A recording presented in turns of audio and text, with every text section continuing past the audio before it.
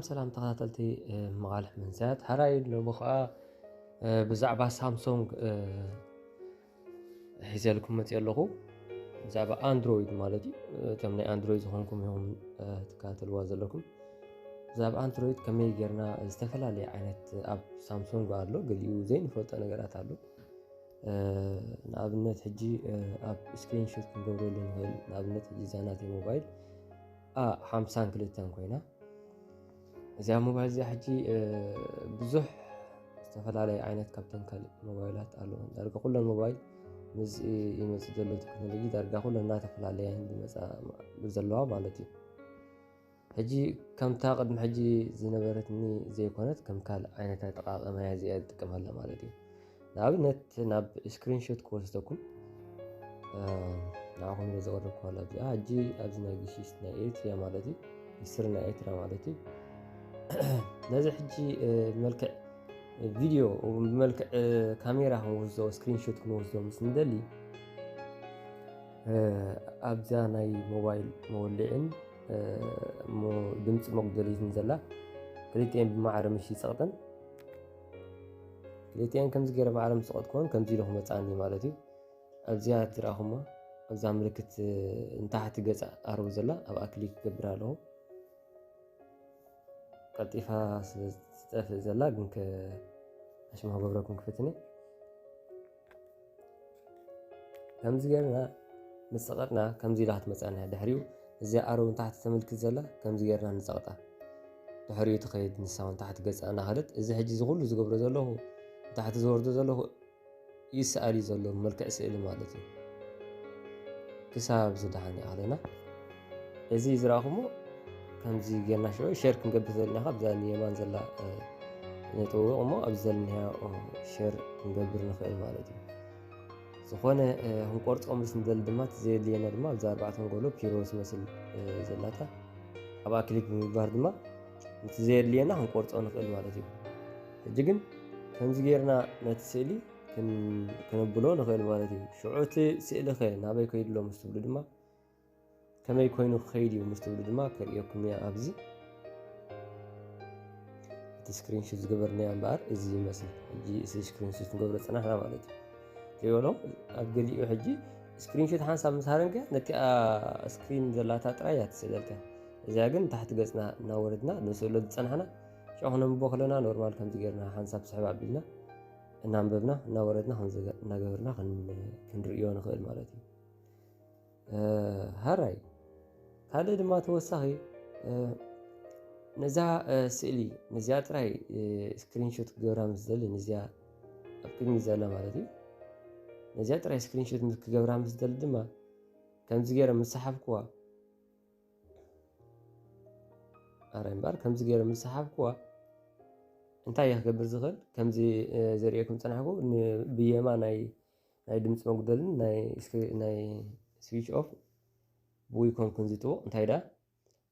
ኖርማል ኣብቲ ልዕሊ እቲኣ ስእሊ ሓንሳብ ክሊክ ክገብር ምሽ ኣብዚ ትሪእዋ እንተለኹም ኣብዚኣ ኣላ ኣርባዕተ አንጎሎ ኮይና ኣብኣ ሓንቲ ግዜ ክሊክ ይገብር ሓንሳብ ክሊክ ምስ ገበርኩ ነዚያ ቦታ ስኢላት ኣላ ማለት እዩ نالت أبز متعت نال مالتي زيادة صنحت نزيا سئليا مالتي نورمال أون كلا كليك جرت أو أم صبركوا سكرين شوت جرت أون كلا سئلاتها مالتي كم زجرنا دما بخال أي دما أنت كمان لا ناخذ مالتي هاراي توسع دما كال كبلكم زيادة دما دوزحنا ندكنا خنبون كلنا موبايل قلي أبو زحم ذاته قلي أما استفلالي بقى اب موبايلنا ذو الابلكيشن فاحفاح يبولو ويم حساب اجي نزي نخيغورو انت دلينا دما نصوم تراي قومولو تراي كنتكم تدلنا دما ابزي دعلن تحت نسحبامو كمزي غيرنا نيما غصنا نخيد ابزي حجي بزح عينت علو بزح ابلكيشن بزح ناي سيتين متعرري علو حجي كم زجرنا نيمان نتقام نخيد نايقاليهم أبزق زي كترخبوا تقوليهم شعو انت خدقور تقولوا أبزا بلاس دلا كليك مزقبركم أبزا خصان حاكم يخيدي مالتي نتايقن أوريدي أب تحت وريدي أسلو زلوه ኣብ ታሕቲ ወሪድያ ስለ ዘለኹ ከሪአኩም እየ እዚኣ ኣብ ታሕቲ ዘላ ትሪእዋ ዘለኹም ናይ ኪድስ ትብል ዘላ ናይ ቆልዓ ስእሊ ዘላታ ኣብኣ ክሊክ ይገብር ክሊክ ምስ ገበርኩ ስታርት ኢለ ኣለኹ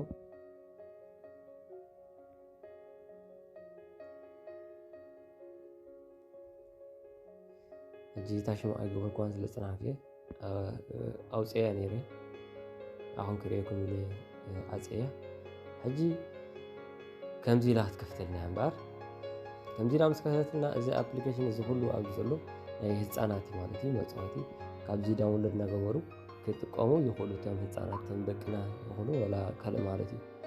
ካብዚ ወፂኦም ናብቲ ኣፕሊኬሽን ክኣቱ ይኽእሉ ዶ ምስ ትብሉ ድማ ክኣቱ ኣይክእሉን እዎ ንኣብነት ኣብዚ ኦኬ ይፀቕጣ ኣለኹ ንክወፅእ ማለት እዩ ኣይወፅእን እዩ ባክ ይብላ ኣለኹ ባክ ኢለያ ምሽ ተታሓተንላ ኣብዚ ኮድ ተሓተንላ ማለት እዩ ናይ ግድን ናተይ ኮድ ክትወስድ ኣለዋ ማለት እዩ ካብዚ ክወፅእ እንተኮይነ ማለት እዩ ብዘይናትኩም ፍቓድ ካብዚ ኣፕሊኬሽን ወፂኦም ኣብቲ ናትኩም ኣፕሊኬሽን ክኣቱ ኣይክእሉን እዮም ማለት እዩ ሓራይ ወፂ ኣለኹ ኮድ ናተይ ሂበያ ካብኡ ወፅእ ማለት እዩ ኦኬ ንቐፅል ካልእ ድማ ኣብዚ ስእሊ ንኽድ እዚ ሕጂ ብዙሕ ዓይነት ስእልታት ኣለኒ ሓደ ካብኡ እዚ ናይ መቃልሕ መንእሰያት ዝብል ዘሎ ማለት እዩ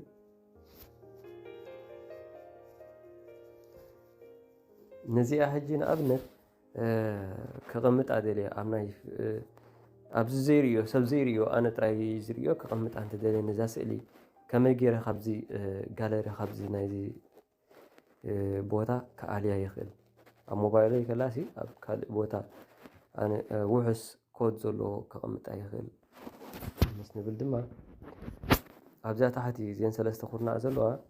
ኣብኣ ክሊክ ንገብር ክሊክ ምስ ገበርና ኣብዚኣ ንኣቱ ኣብኣ ምስ ኣተና እታ ስእሊ ጠቕላላ ጠፊያ ሪኢኹሞ ኣብዚኣ ዝፀንሐት ስእሊ ጠቕላላ ጠፊያ ፀላም እያ ፀኒሓ ጠቕላላ ህልም ኢላ ጠፊያ ማለት እዩ ናበይ ከይዳ ምስ ትብሉ ድማ ኣበይ ከይድና ወይ ክንረኽባ ንኽእል ምስ ትብሉ ድማ ናይ ገለ ሕጂ ዘይከፈትኩሞ እንተኮይንኩም ሽዑ ክከፈተልኩም ክጅምር እዩ ናተይ ግን ከፊተ ስለዝፀናሕኩ ኣብዚ እያ ዘላ ማለት እዩ ኣብዚኣ ትሪእዋ ዘለኹም ናይ ምፍታሕ ምልክት ዘላታ ኣብኣ ኣላ ማለት እዩ ክሊክ ንገብር ክሊክ ምስ ገበርና ኣብዚ ሕጂ ብዙሕ ዓይነት ኣለዎ ብዙሕ ዓይነት ወላ ቁፅሪ ቴሌፎን ከማን ከምኡ ጌርኩም ክትሓብኡ ትኽእሉ ወይ ኣብ ካላንደር ክንሓብእ ንኽእል ኣብ ዝተፈላለየ ክንሓብእ ንኽእል ሕጂ ኣነ ካበይ ሓቢአ እያ ካበይ ወሲድ እያ ካብ ጋለሪ ስለ ዝወሰድኩ ኣብዛ ናይ ጋለሪ ክኣቱ ትኽእል ኣለኒ ኣብዛ ናይ ጋለሪ ክኣትለኒ ኣብኡ ምሳዶ ክሪኢኹማ እዚኣ ፀላም ኣብኡ ፀኒሓትኒ ማለት እዩ እዚኣ ንሪኣ ዘለና ኣብኡ ፀኒሓትኒ ድማ እዚኣ ካልአይቲ ማለት እዩ ኣብዚ ፀኒሕናኒ ሕጂ ኣብቲ ካልእ ግን የለዋን እዚአን ኣብዚ ናተይ ኮድ ተዓፂ ዘሎ ጥራየን ዝቕመጣ ማለት እዩ ኣብ ካልእ ቦታ የለዋን ማለት እዩ ጠቕላላ ካልእ ሰብ እውን ክሪኤን ኣይክእልኒ ብዘይናተይ ፍቓድ ማለት እዩ ዝኣትዩ ማለት እዩ ዝኾነ ሰብ ክኣትዎ ኣይክእልን ነዚ ንስኹም ጥራይኹም ክትኣትዎ ትኽእሉ ምክንያቱ መፍትሕ እፅው እዩ ዝኾነ ዓይነት ዘጠራጥረኩም ወይ ካብ ሰብ ክሪኦ ዘይደልይዎ እንተሃልዩ ከምኡ ጌርኩም ክትኣልይዎ ትኽእሉ ካብኡ ካብ ቅድሚት ማለት እዩ ከምዚ ጌርና ሞባይልና ዝተፈላለዩ ነገራት ክንጥቀመና ማለት እዩ እቶም ዘይፈለጥኩም ዝፀናሕኩም ከምዚ ጌርኩም ሞባይልኩም ክትፈታትሽውን ትኽእሉ ማለት እዩ ከምዚ ጌርኩም ሞባይል ክትጥቀሙ ትኽእሉ እዚኣ እውን ከምዚ ጌርና እውን ኣብዚ ክንቆርፅ ንኽእል ማለት እዩ ስክሪንሾት ምስ ገበርና ኣብቲ ደስ ዝበለና ማለት እዩ ኣብነት ከምዚ ጌርና ወላ ገለ ዝኾነ ነገር ክንቆርፅ ከምዚ ጌርና ክንቆርፅ ንኽእል ሕሪዛ ታሕቲ ምልክት ኣረውን ታሕቲ ጌራታ ዘላ ክንሓርማ ንኽእል ወይ ድማ ኣብኡ ክንፀሕፍ ወይ ምልክት ክንገብር ምስ ንደሊ ድማ ከምዚ ጌርና እዛ ናይ ቢሮ ምልክት ንገብር እሞ ኣብዚ ምልክታት ክንፅሕፍ ንኽእል ኣብዚ ንኣብነት ከምዚ ጌርና ቀይሕ መሪፅ ኣለኹ ኦኬ ከምዚ ጌርና ምልክታት ክንገብር ከምዚ ጌርና ምልክት ዝኾነ ነገር ክንገብር ንኽእል ማለት እዩ ዓራይ ተወሳኺ ድማ ነቲ ሽሙ ከዓ ክንድምስሶ ንኽእል ከምዚ ጌርና ናይ መደምሰስ ኣብዛ ናይ መደምሰስ ንምእታው ነዚ ፀሓፍናዮ ከምዚ ጌርና ክንድምስሶ ክነተዓራርዮ ንኽእል ማለት እዩ ወይ ድማ ባክ ከዓ ክንገብሮ ንኽእል ነቲ ፀሓፍናዮ ከምዚ ጌርና ድሕሪት ገፅና ክንምለስ ንኽእል ዳይሬክት ድማ ናብ ሰብ ክንሰዶ ምስ ደለና ከምዚ ጌርና ስክሪንሾት ምስ ገበርና ኣብዛ ስሉስክርና ኣብዛ ሰለስተ ናይ ሼር ዘላ ማለት እዩ ኣብኣ ክሊክ ብምግባር ናብቲ ዝደለናዮ ሰብ ክንሰዶ ንኽእል ማለት እዩ ከምዚ ጌርና ንሞባይልና ዝኾነ ባይታ ክንበላ ንኽእል ካልእ ድማ ተወሳኺ ሓንቲ ድማ ናይ መወዳእታ ክረክብ ዝደሊ ድማ ሞባይልና ብዙሕ ሞባይል ኣብዚ ንየማን ኣብዚ ትሪእዎ ዘለኹም ሕጂ ሞባይልካ ከምዚ ጌርና ክንስሕባ ከለና ከምዚ ኢሉ ይመፅእ ኣብዚ ንጎኒ ናተይ ሕጂ እዚ ባዕለይ ዝገበርኩ ወይ ማለት ባዕለይ ዝሰራሕኩ ወይ ናይ ገሊኦም ግን እዚ ኖርማሊ ይፀንሕ ነፃ ይፀንሕ ወይ ከዓ ናይ ወይዘር ገለመለ ጥራይ ይፀንሕ ማለት እዩ ሕጂ ነዚ ከምዚ ክንገብሮ ምስ ንደሊ ድማ ከምዚ ኢላ ምስ ከፈተትና ኣብ ታሕቲ ሰለስተ ነጠብጣብ ዘለዋ ማለት እዩ ንየማን ኣብ ታሕቲ ዘለዋ ሰለስተ ነጠብጣብ ኣብኡ ክሊክ ንገብር ኣብዚ ማዕባይ ዝብል ዘሎ ንኣቱ ሕጂ ኣብዚ ዝደለናዮ ዓይነት ኣፕሊኬሽን ክሊክ ንገብር እሞ ሽዑ ናብዚ ይሰግር ማለት እዩ ካብዚ ከዓ ካብቲ ሓደ ከዓ ከነጉድል ወይ ክንኣሊ ምስ ንደሊ ድማ ክሊክ እናገበርና ድማ ካብኡ ክንኣልዮ ንኽእል እዚ ንምንታይ ይጠቕመና ምስ ትብሉ ድማ ዝኾነ ኣገዳሲ ቀልጢፍኩም ክትረኽብዎ ትደልዩ ኣፕሊኬሽን ወይ ዝኾነ ነገር እንተሎ ኣብዚ ኣቐሚጥና ንፀንሕ ኦልሬዲ ካብቲ ሓደ ቦታ የለኒ ግን ንዓኹም ቀልጢፍኩም ንክትረኽብዎ ይሕግዘኩም ብፍላይ ሕጂ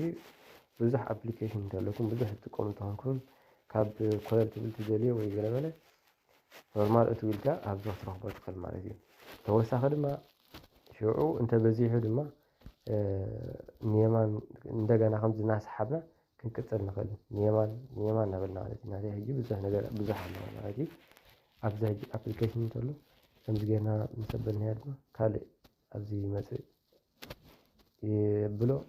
ናይ ገለመለ ሕጂ ከምኡ ክንገብሮ ንኽእል ኢና ማለት እዩ ፀገም ዝበሃል የብሉን ሞባይልኩም ከምዚ ጌርኩም ክትዕረይዋ ትኽእሉ ኢኹም ካልእ ግዜ ብካልእ ነገራት ክሳብ ዝመፃኩም ሰላም ወሰናይ ኣገዳሲ ኮይኑ ምስ ትረኽብዎ ድማ ንዕርኽትኩም መሓዙትኩም ሸር ብምግባር ኣይተሕመቑ ስለቲ ምትብባዕኩም ዝሃብኩም ርእቶታት ኩሉ ይርኤ ቴንኪዩ ካብ ልቢ ከመስግነኩም ዘሊ ክሳብ ብካልእ ተሕራይ ቅነ ንራኸብ ድማ ሰላም ወሰናይ